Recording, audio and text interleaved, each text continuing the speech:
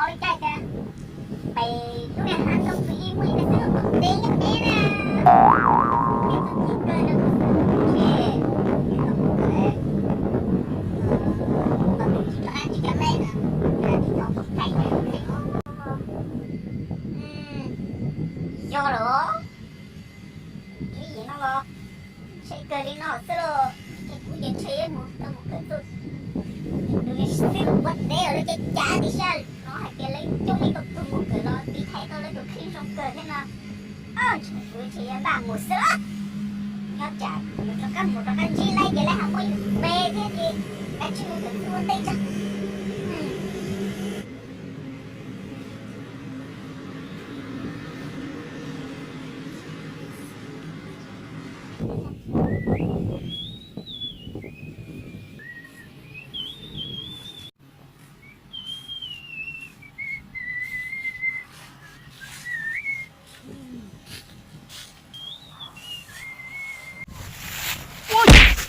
chứ mua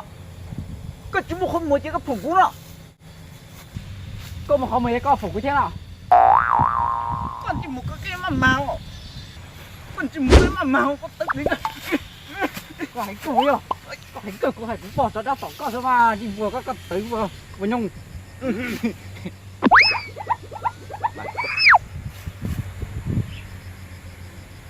sao hành cũng bỏ đấy có tới tôi thì cũng hành kia cũng bỏ đấy tôi cho đã chập rồi đó tuần à một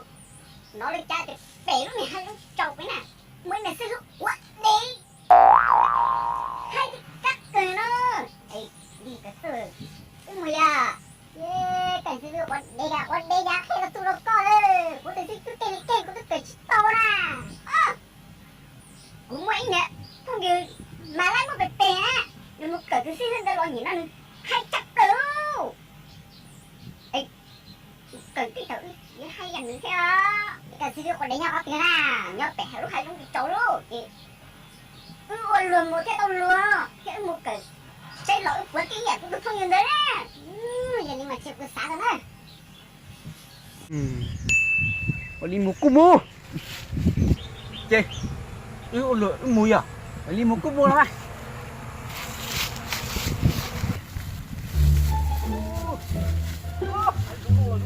tông lửa đấy bố cao rồi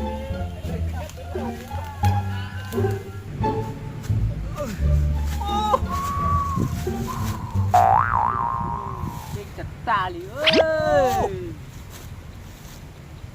sư toán à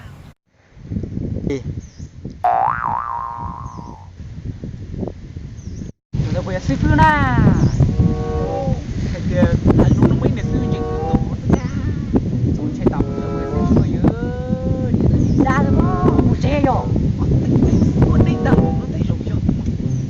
xe bây giờ xe bây giờ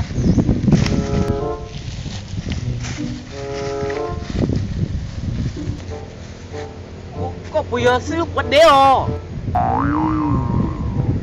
rồi mà tôi là nó tụi mình nhỏ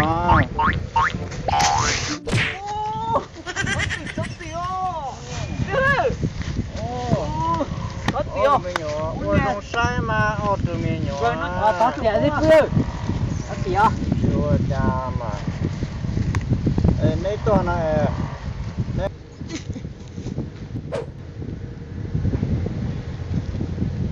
tụi mình nhỏ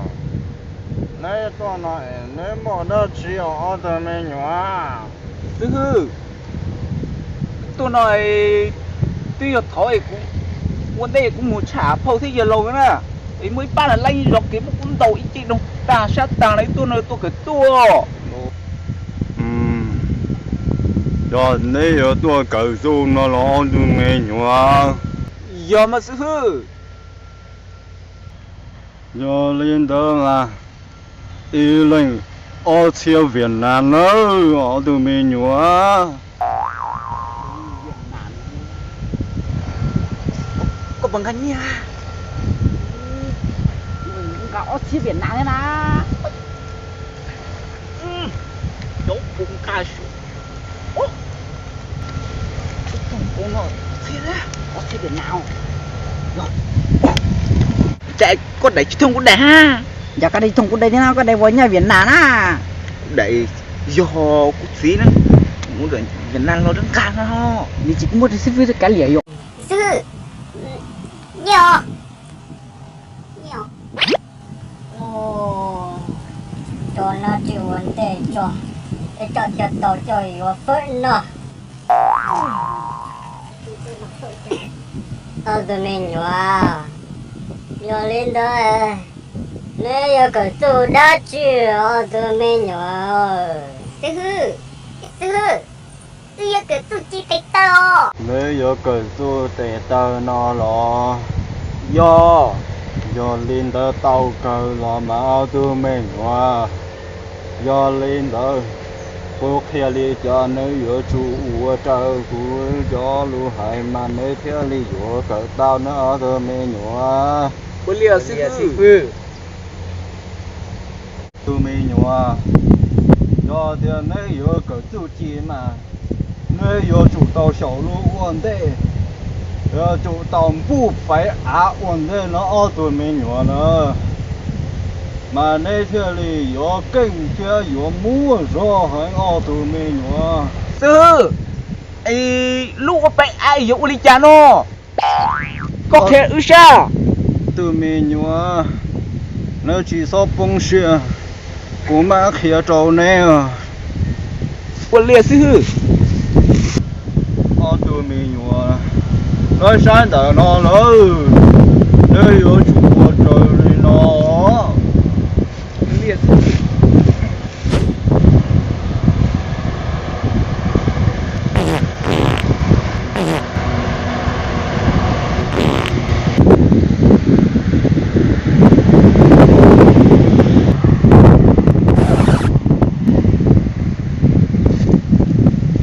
tôi mới nhớ, tôi lấy cái gì à nó, lấy ở chủ tàu hậu áo tôi mới nhớ, mà lấy cái gì ở tao nữa. Bố không ai ui chả nó sư.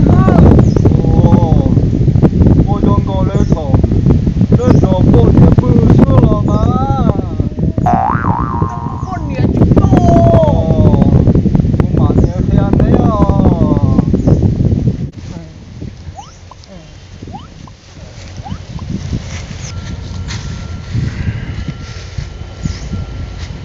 Tụi mình nhỏ, nếu ở số tàu ua lấy cũ ua nó nữa.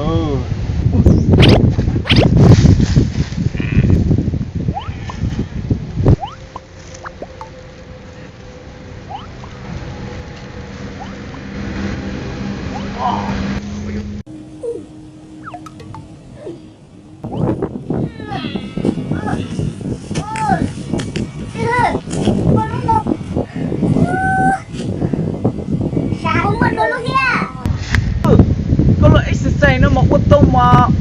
hai người ngồi rồi. Rung hỏi ở tụi mình nhỏ, tụi mình nhỏ, giờ lên đó nó sai rồi cho bụi kia trâu nè nữa. Bố liều.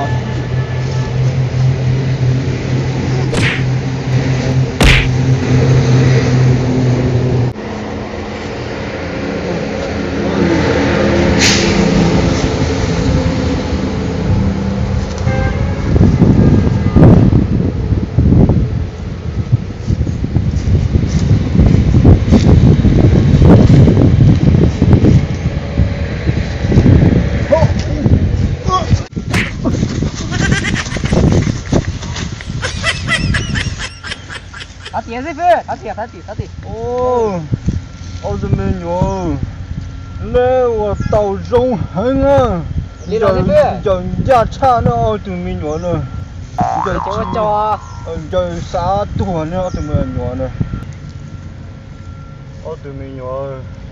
bây giờ tao, bên lô bên ngõ ta nó, cũng cho chưa có để nó mà, lấy hẳn nó tụi mình nhỏ nữa. Bố liều sư phụ. Nơi mùa chế ở bên nó nơi tụ cũng mà khe tụ nơi nó tụ mình nhỏ Liều sư phụ chỉ có chọn á. Cháu sư phụ. chưa cho tụ mình nhỏ